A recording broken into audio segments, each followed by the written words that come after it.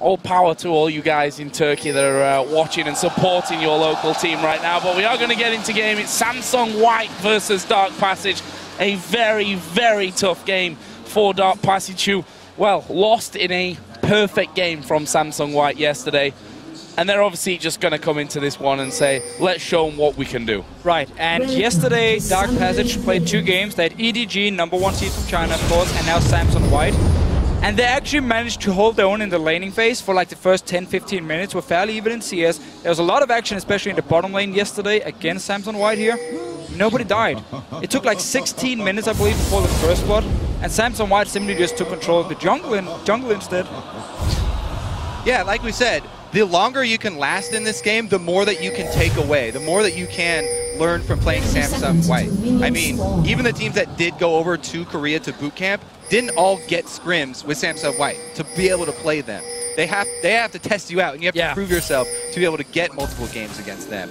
Dark Passage get another one here.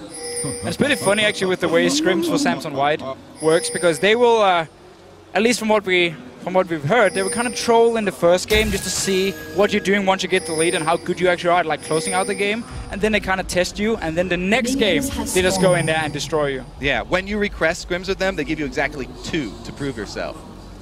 And if you're not up to the bar, well, you don't get to play Samsung White. There was a problem, man. Me and Kobe, we failed. Yeah, do it. Well, that's again why we have you two guys here. You know, old school pro players playing your trade now in a different way. That's all good for us. This bottom lane, we already talked about the fact that Holy Phoenix and Touch, they may want to be aggressive early on. And look at that, Imp already down to around about half HP, was just 1 auto attack away from being stunned up. And you have the Relic Shield here on Braum, so you just have to fast push early, get the level 2, and just try and jump onto Samsung White. Exactly. If Ezreal gets Arcane Shift plus Mystic Shot, it is so easy for them to instantly get the Braum passive on a single target. He can do the Q flash from Braum into an auto attack, and then 2 hits from Ezreal. It's going to be procced on somebody. Only problem is they're kind of losing the push here early on. Their range from Janna and Corgi is too much for him to deal with, so they've actually been taking a lot of poke here and won't get the early level 2. And that mid lane starting to be a problem already for them. We just saw their pawn hitting level 2, going pretty much all in. Didn't use his ignite there. Could have possibly, I think, got that kill, but Touch in the bottom lane going to take a lot of damage as well. That phosphorus bomb just landed onto him into the end, and the way that this is looking, as they burn through all their pots, they might have to be thinking of recalling home soon. I'd say that Crystal almost definitely needs to come down this bottom lane to relieve some pressure. Yeah, exactly. I mean, he is on the bottom side. He did start on his red buff and then just went all the way down. He's actually going to find Dandy here. Things just looking at each other. And Dandy actually going to be there as well. That's a nice little hop over onto his trinket ward just to make sure that he doesn't get caught out. We did see Mata coming up there from that bottom lane. In terms of the early CS, Port's starting to run away with things in the middle, but that's exactly your point in this matchup, that he has to somehow get through this weaker early stage. I do actually wonder if Crystal is going to pay a lot of attention just on the bottom side, because you just talked about how the bottom lane could be an option because she wants to get Holy Phoenix dead. And we have seen Crystal use a lot of time in the bottom lane, especially yesterday. Both games, EDG and Samsung White, he would just sit bottom lane even when his buffs were up. And he is on Lee Sin. The lane gank is always available to him. But really, I do want to go back over to the... Oh, never mind. He's jumping in for it. Touch going very aggressive from this one. And Impact using an early Valkyrie manages to get away from a lot of the damage that could have come down there out of Dark Passage. And to be honest, they're pretty much tied on CS there. So despite Dark Passage taking a lot of poke in the early stages, doing well to keep up in the farm. The junglers were mirroring each other too, both heading up topside, but it looks like Crystal heads towards mid, and Fab gets under the turret! Oh, this is bad news for him. That's a good flash over, but Dandy will follow through. The Rune Prison's not going to be enough, and that is first blood. Crystal came to mid. They didn't get pawned though. And Fabulous on his top lane, he had one job. Don't get close enough to the tower so the Alistar can flash Q you and then headbutt you back into the tower range. He did so good in the start. He was poking well, he got a lot of farm, and then he just got a little bit too aggressive. Yeah, he did do a good job of taking advantage of the early range advantage on Alistar, and he bullied Alistar, got him down in CS, and earned enough money at least for his tier on the first back. That's important. If you ever get shoved back without enough money to purchase tier or catalyst, then you have a rough time. It's very cheap to get. Yes. So that's a really bad start. It's basically level 1, you just die instantly and you get absolutely no gold here. So luckily for him, or good enough for him, he can get his tier, go towards the catalyst. Something I did want to point out earlier, though, for the mid lane was that Naru, he started with the Cloth 5 start instead of the classic Crystalline flat start for a lot of Viz players, and it makes it so that he can build really easily into that arm guard. So now he's stacking towards it very quickly here. Now, the only problem is that he did have to go back to base because you run out of mana without the Crystalline flat. Exactly, and it took a lot of poke as well. We did see him actually try to all in the mid lane and just, in the end, took too much damage. And another problem, obviously, you want the early armor. You're also going to delay your Sheen, which is going to be like your main damage also early game. But Fabulous, though, he has no flash. Dandy coming in the back. Will they decide to dive this one? Both of them at level 5 there, and they won't dive that one, but it's going to at least force Fabulous to back away once again. Although, there we see Crystal coming in. Dandy down to less than half. Can they get the Rune Prison? There it is. Comes in range. Can they get the kill? There's the jump over. The Q doesn't land, and Dandy will be able to walk out. Look at that ward he plays too. He hops over and then plays the ward so that even if the Q's heading at him, he has the time to dodge it. Naru doing a very good job here in the mid lane trading. He even got the minions with his E and managed to hit one at the same time. But he is one level behind. Touchdown, want to go aggressive again. Needs to be careful how aggressive he goes with this one. We see him just trying to dodge around. Has 3 hits there, but that will wear off, so no stun onto him. Holy Phoenix going to get exhausted. Imp will be exhausted as well. Mata, we forced to flash away. The slow comes onto touch. He will actually jump off there to his minions. Another phosphorus bomb comes out, and just not quite enough damage to finish off kills. Oh, Crystal might be in trouble. Yeah, wise move, I think, there away from those Void Spikes. The slow possibly could have been the end of it. And down this bottom lane now, no flash for Mata. It opens up for Crystal to move down and go for the gank. A lot of action here.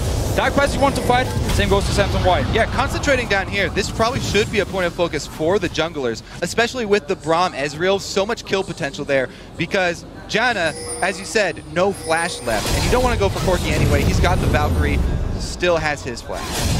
Dandy, though, he takes that opportunity. They chased off Crystal, and they're going to take away this red buff here. Should be a pretty easy steal. That was also Crystal's first back, by the way, because there was so much constant skirmishing. Finding the time to return to base to purchase items. Instant side stone. So want some wards early on here. I mean, he could have gone for like Elder Lizard straight away, or at least try and rush it and just be like really, really strong in these 1-on-1 2v2 skirmish counter ganks we might see. If he wanted to really try and snowball, get some over boots as well. But going with the side stone is a safe way. Want some wards here early on. The camp top looks real. Still no flash. Dandy and Luke were coming into this one. There is the slow, and he is going to land. The combo comes in from Alistair. Fabulous here is going to go down. Rune Prison is not going to be enough for him, and that is kill number 2, both of which have now gone to Dandy. This is good though from Dark Passage, realizing what's happening, going straight to Dragon. And it's just good timing as well, because the bottom lane from Samson White, they were back in base, so it's going to be a safe Dragon here. Nobody to try and stop them. Dandy actually took the red buff from Dark Passage here, and there were wards from them, so they knew he was in there. And yet Fabulous, because Alistar is so good at diving towers, couldn't really do anything. As long as he doesn't have the flash, so he can't flash the headbutt, you pretty much die. Mata interrupting both of the recalls there.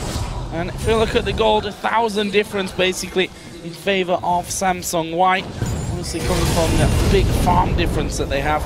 And of course the couple of kills as well. Ooh, Crystal might get caught out. No, not quite. The Howling Gale too slow to stop Crystal from going back. This mid lane, 68 to 44 CS. Once again, Naru was knocked away, and there are those Turkish fans again coming in strong. 73% the vote for DP. I don't think it's just Turkish fans, though. There's a lot of people that are fans of the underdogs, and a lot of people from around the world would love to see Dark Passage do well. It is pretty fun, though, with the way Samson White actually plays these games here. They never really want to be like over-aggressive and just like tower dive you early on. They want to actually play the laning phase fairly safe, and then it's up to Dandy to run around and make the plays, or up to Samson White to punish a team like Dark Passage if they make a mistake in the laning phase. Speaking of that laning phase, Pawn here is doing a great job beating up on Naru early. And they even fed the blue buff over to Pawn on Zed for the extra energy regeneration and cooldown, so that he can continue to shove him into lane and force Fizz to use his pull to actually CS. because that's his main skill. You're leveling that up first. Oh, Holy Phoenix going a bit deep from this one. Phosphorus Bomb comes in. Corki, of course, level 6 here. Didn't have much mana left, though, in the end, is Imp. And that means that Holy Phoenix is able to get away. Use Summon a Heal. Actually managed to keep a hold of his flash, though. So just that one Summoner spell used on his front. Meanwhile, Fabulous has gone back home once again. Now got that tier. And is... Catalyst to protect, I'll remember the name in a second. And yeah, come back into lane from that one. Is still ahead slightly in farm despite those 2 deaths. Good Dandy here, actually. Might spot Naru once he actually hits the ward. If he's gonna hit it, there we go. Oh, Fish coming out though, and there is the jump away. Dandy gonna be caught from this, but here comes Deathmark going down onto Naru. Can he time it properly? No, he can't. A little bit too late on that one, and Pawn will pick up his first kill. And he was already used here, trying to actually get the kill onto Dandy. He flashed away, Pawn instant reacts, and managed to pick up the kill here, and just making it even worse now for Naru in the mid lane. I mean, also just look at the items. He did actually manage to get a Sheen now, which is very huge for him. It's going to be a lot about the Sheen in the early game for a Fizz with the damage. But there's an instant Hex Drinker for Zed. I mean, just making it even harder for Fizz to do anything. Yeah, you could tell Naru was having second thoughts about going all in on Dandy, even though he caught him in such a good position. Down bottom, though, another trade. Look at him, not scared of getting involved in this one. Touch gonna go low. Howling Gale comes through. Are they gonna dive this one? Holy Phoenix is at less than half HP. Touch only had a slither of health remaining. And once again, Imp and Mata, or basically Imp, if we're honest, managing to force them both out. And there's a 50 CS lead there for him. He is dominating this bottom lane. Yeah, it's all about the kills for Dark Passage. I mean, they've already lost on farm, so they just have to keep trying and fighting. But they're falling too far behind. There should be a Trinity Force for him fairly soon as well, and just making him even stronger in these small trades here. I just want to very quickly go back to the point with Naru. He could actually kill Dandy if he didn't hit the ward. If he just sweeping against the ward, so he deactivated, he could have tried to surprise him, jump in with his E first, then his Q, and fish him once he flashed. Mata does get away with his life here. Good little roam by Naru. Maybe we'll see more roaming from Naru to try and create something else. You know, sort of shake things up for Dark Passage. As you said, the lanes are very hard for them to salvage at this point. So this is when you start thinking about trying to move people around the map. Try and change them up. Look at the damage coming out from Pawn there, though. Oh, down to half HP. Hexdrinker was followed up by a Cutlass here. And big CS lead opening up in that lane. And look at Dandy's waiting off to the side. Deathmark coming down. Nice little dodge from it. But what's going to happen? Wow, Naru flashing over the side. He's going to try and run around, but they're going to keep chasing here. Crystal's got his back. Let's see if he can get back over this wall. Dandy by himself. Oh, going in on Sweet Crystal. Going to come around the side. Pawn actually flashed over the wall. Dandy, is he going to fall? Oh, that's a shield. Soon as well. Crystal going over. He gets exhausted. They're both going to go down. Mata picks up that kill. Now Imp moved around the side as well. Holy Phoenix in touch with Looper coming around the side. Misses the combo, but there is a Howling Gale. And just like that, 3 kills going over to Samsung White. And the entire Samsung White team instantly react to the fight here. They all go to the mid lane. Missed it here. Dandy just survived. The shield come in from Mata there as the kick came in from Crystal. Beautiful. Stayed alive. But Naru dodging around, dancing around there in the mid lane. That was beautiful. I have to say, just the way that Samsung White played that fight as well. I mean, Pawn went and took the Q from Crystal so that Dandy survived that as well. Fab should probably get away from this. I don't know, there's flash up for Looper as well. Zed is coming. Oh! Boom.